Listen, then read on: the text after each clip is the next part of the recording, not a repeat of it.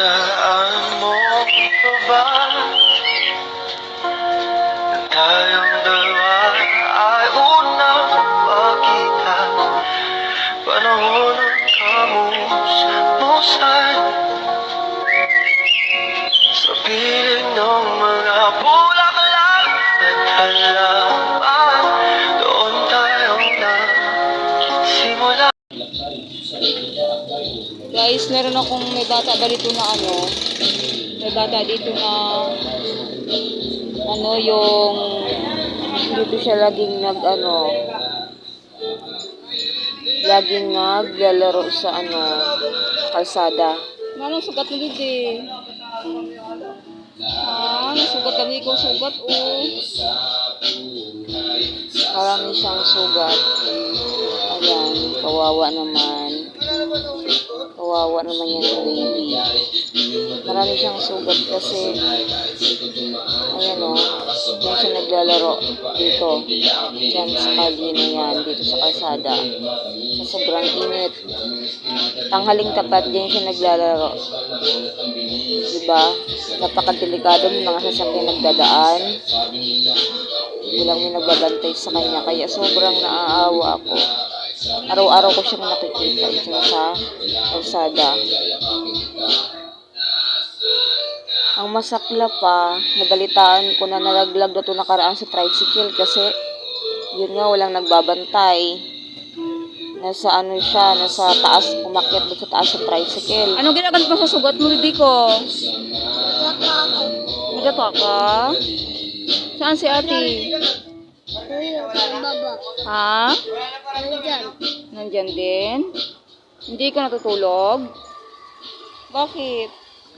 Gabi, natutulog ako. Ha? Gabi, natutulog ako. Parang magabi natutulog. Hindi tayo ko nag-aaral? Bakit? Ilang taon ka na? 5? Mag-aaral ka na ngayong taon. Hindi pa rin? Saan si mama? Patay na. Patay na si mama? Saan si papa? Nagbabayad. Ha? Nagbabayad. Nagbabayad. Ay, nagbabiyahe sa e-bike?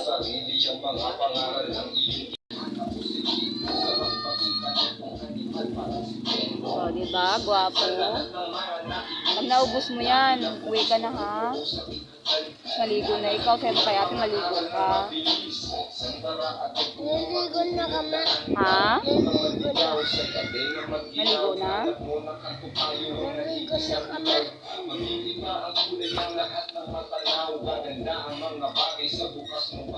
Bakit di ka nalulungkot kay mama? Nainis mo sa mama mo? Oo naman. Lawak na. Ha? Ang silyo. Ha? Lawak na. Ang silyo. Naghawak ng kutsilyo? Bakit? Ha?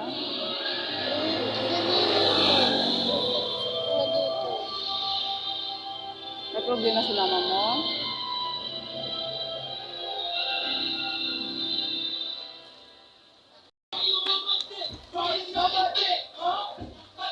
Baby, inaantok eh.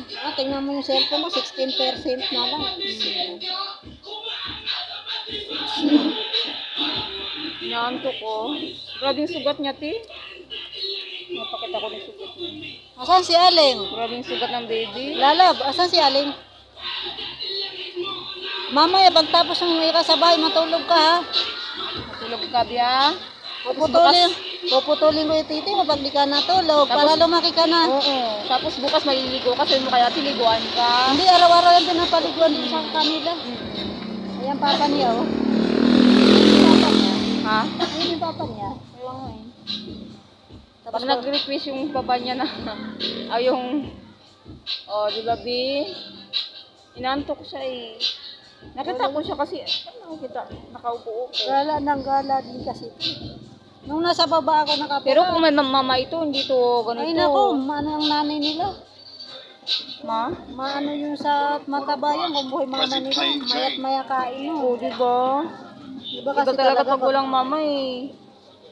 Naaawa lang ako talaga. Sobra kasi lagay siya sa harapan ng tindahan nito. Sige, tapos siya. Ha?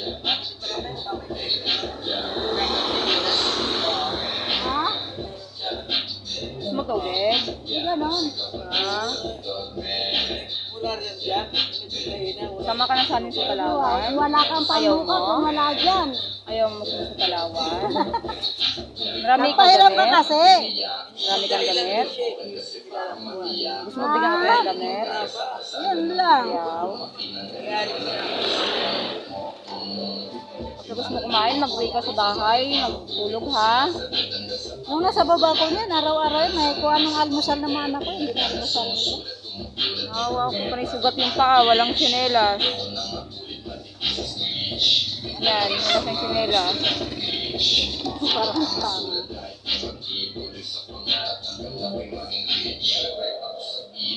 Naantok eh. Dito sa kalsada na to, dyan, dito siya lagi naglalaro araw-araw sa sobrang init ng araw. Diyan siya, lagi kong nakikita.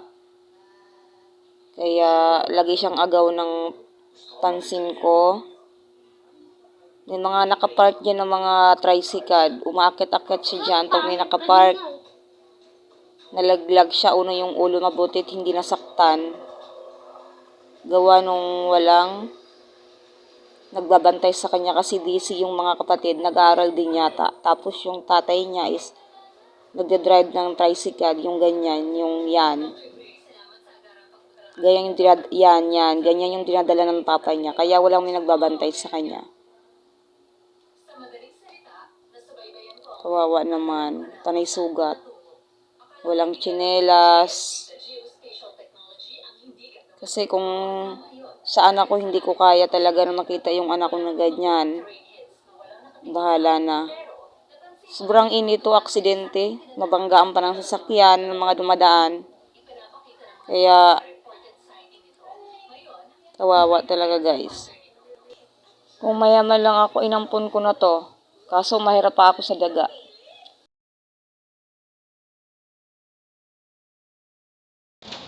Natatandaan mo pa ba na tayo